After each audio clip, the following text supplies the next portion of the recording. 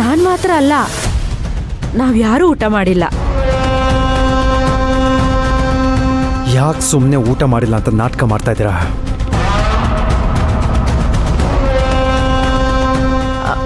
ಅಯ್ಯೋ, ಇದೇನೋ ಅಶೋಕ, ಈ ತರ ಮಾತಾಡ್ಬಿಟ್ಟೆ.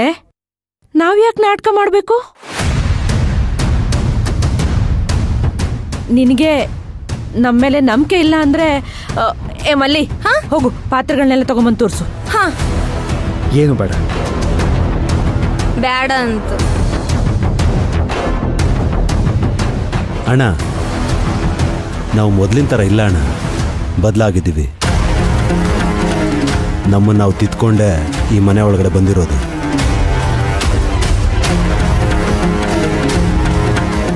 ನಾನು, ನೀನು, ಅಮ್ಮ ಒಂದೇ ಥರ ಇದ್ದಿದ್ದು.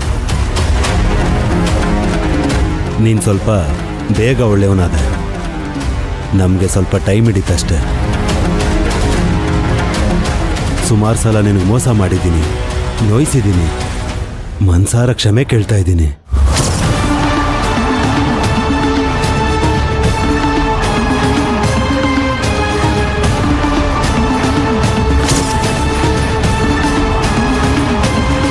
ನಿನ್ನ ಮುಖ ನೋಡೋಕ್ಕೂ ನನಗೆ ನಾಚಿಕೆ ಆಗ್ತಾ ಇದೆ.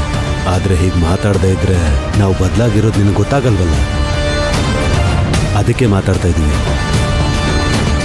ಅದನ್ನು ಬಿಟ್ಟರೆ ಬೇರೆ ಏನು ಉದ್ದೇಶ ಇಲ್ಲ ಅಣ್ಣ.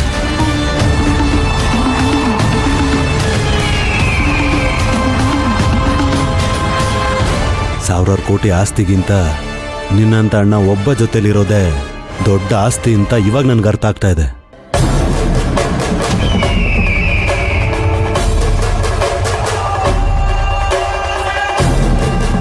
ನಿನಗೆ ಗೊತ್ತು ನನ್ನ ಕ್ಯಾರೆಕ್ಟರ್ ಈ ಥರ ಎಲ್ಲ ಮಾತಾಡಲ್ಲ ಅಂತ. ಆದರೆ ನಿನ್ನ ಪ್ರೀತಿ ನನಗೆ ಬೇಕಣ್ಣ.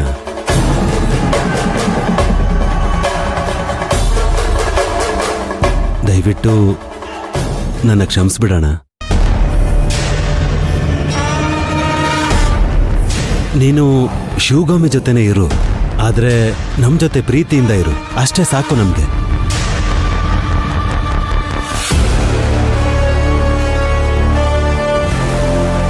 ಆದಿ, ನೀನು ಕೂತ್ಕೊಳ್ಳೋ, ನಿನಗೂ ತಿನ್ನಿಸ್ತೀನಿ.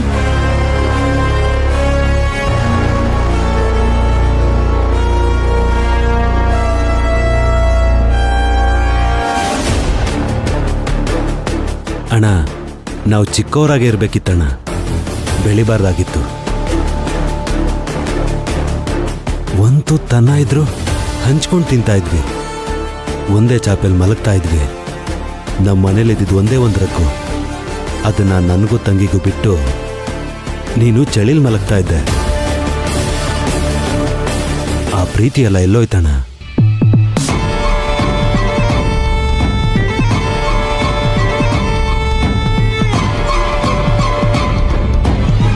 $50 ಪೈಸಾ ಸಿಕ್ಕಿದ್ರು ನೀನೇನು ತಗೊಳ್ದೆ ನನಗೂ ನಂದಿನಿಗೂ ತಿಂಡಿ ತಂದು ಕೊಡ್ತಾ ಇದ್ದೆ. ಆ ವಾತ್ಸಲ್ಯ ಇವಾಗ ಇಲ್ವಲ್ಲಣ್ಣ.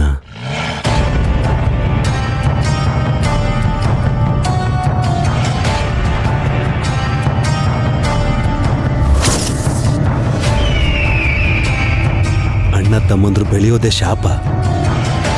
ದೊಡ್ಡೋರು ಅಷ್ಟಿಲ್ದೆ ಗಾದೆ ಮಾತು ಹೇಳ್ತಾರ, ಹುಟ್ಟ ಅಣ್ಣ ತಮ್ಮಂದ್ರು ಬೆಳೀತಾ ದಾಯಾದಿಗಳು ಅಂತ. ಅಣ್ಣ, ಇನ್ನು ಮುಂದೆ ಆದರೂ ಒಗ್ಗಟ್ಟಾಗಿರೋಣ ಅಣ್ಣ.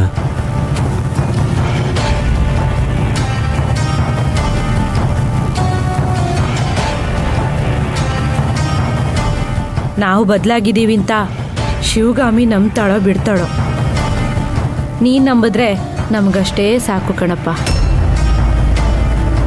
ಅಯ್ಯೋ, ನಾನು ನೋಡು ಮಾತಾಡ್ಸಕ್ ಕೂತಿದ್ದೀನಿ, ಹೊಟ್ಟೆ ಹಸಿತಿರೋ ನಿನ್ಗೆ ಊಟನೇ ತಿನ್ನಿಸ್ತಿಲ್ಲ. ತಿನ್ನು, ತಿನ್ನಿಸ್ತೀನಿ.